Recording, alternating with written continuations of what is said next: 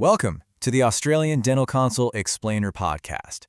Before we jump in, I just want to put a quick note out there. Everything we talk about today is purely for your education to help you get prepped for your exams. This is not a commercial endorsement for any product or service at all. We're all about focusing on solid, evidence-based clinical reasoning.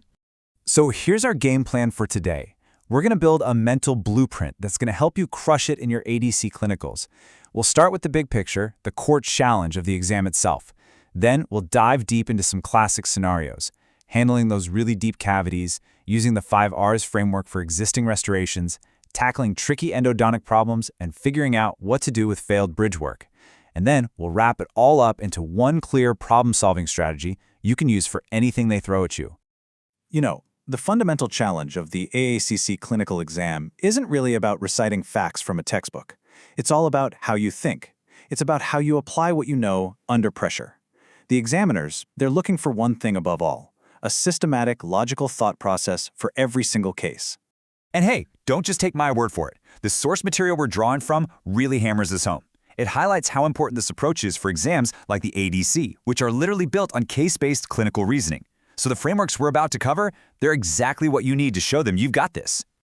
All right, let's kick things off with a clinical situation we've all faced, the deep carious lesion. I mean, this is where two very different philosophies can really clash. That old school drive to just get rid of every last bit of decay versus the modern need to preserve the life of the pulp.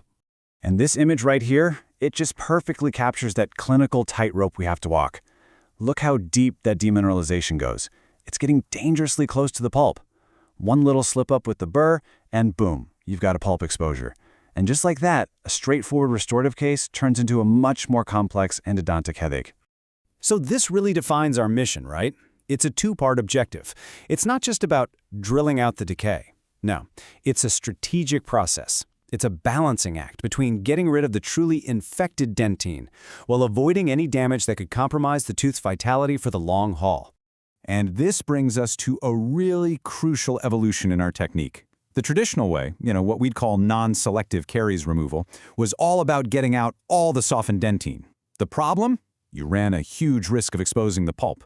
But the modern, evidence-based approach is much more selective. It understands there's a key difference between the outer layer of dentine, which is necrotic and full of bacteria, and the inner, affected layer. That inner layer is demineralized, sure, but the collagen is still viable. We can often leave it, seal over it, and let the pulp-dentine complex do its magic and start to heal and remineralize. It's a game changer. Now, this whole principle of preservation doesn't just apply to new cavities. It also completely changes how we manage the restorations already in the mouth. And that brings us to a fantastic tool, the 5 R's framework. It's a super powerful way to make decisions about fillings that might be showing their age. See, the 5 R's are born from this philosophy of minimum intervention dentistry, or MI. The whole goal is to break that destructive cycle we call the restorative spiral. You know the one, where you replace a filling, and the new one is a little bigger, and the next one is bigger still, weakening the tooth each time until eventually it's lost. MI dentistry is all about hitting the brakes on that process. This table shows you exactly how to put MI into practice. Think of the 5 R's as a decision tree, from least invasive to most. Instead of jumping straight to replacing an old filling, you work your way down the list. First, can we just review it? If it's stable, maybe just keeping an eye on it is the best call. Okay, what if there's a small gap at the margin? Can we reseal it? If the surface is just a bit rough, maybe a simple polish or refurbish is all it needs. If there's a chip or a small fracture, can we just repair that one spot? Only when none of those options make sense, only when the restoration is truly compromised, do we go for a full replace. This kind of systematic thinking is gold for the ADC exams. Okay, so just like we need a framework for restorations, we absolutely need a systematic approach for those more complex failures. And that brings us to another high-stakes area for the exam, endodontics.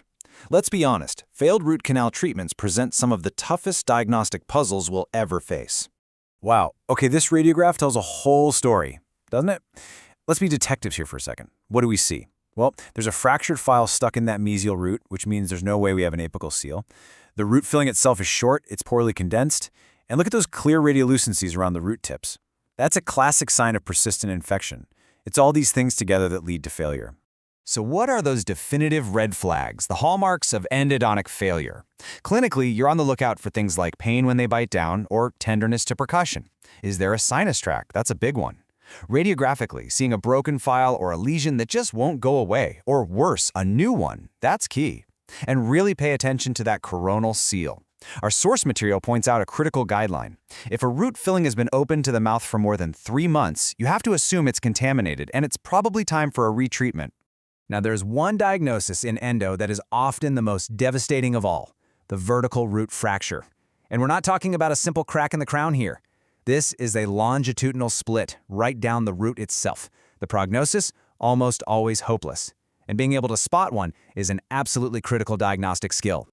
When you do confirm a VRF, the way you communicate that news has to be direct, it has to be empathetic, but it also has to be definitive. This quote from the source material is a perfect example of how to do it. There's no waffling, no ambiguity. It states the problem clearly, the tooth has split, and presents the only realistic option.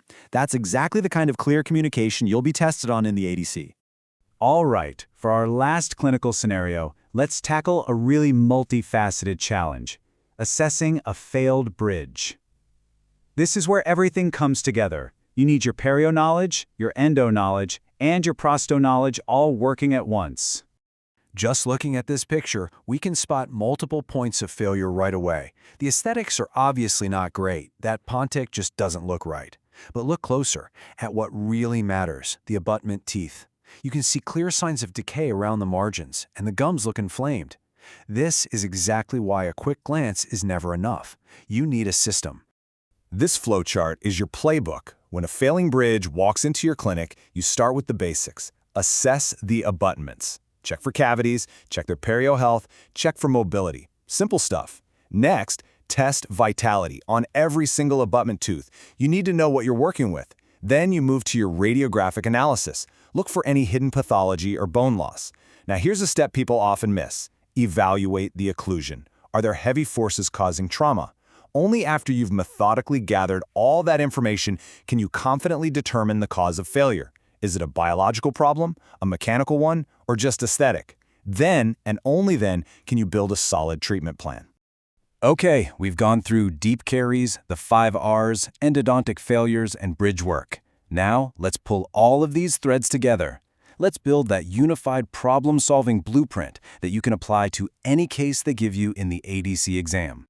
Here are the absolute core principles. First, be systematic, always, just like we did with the bridge. Go from A to B to C. Don't jump to conclusions.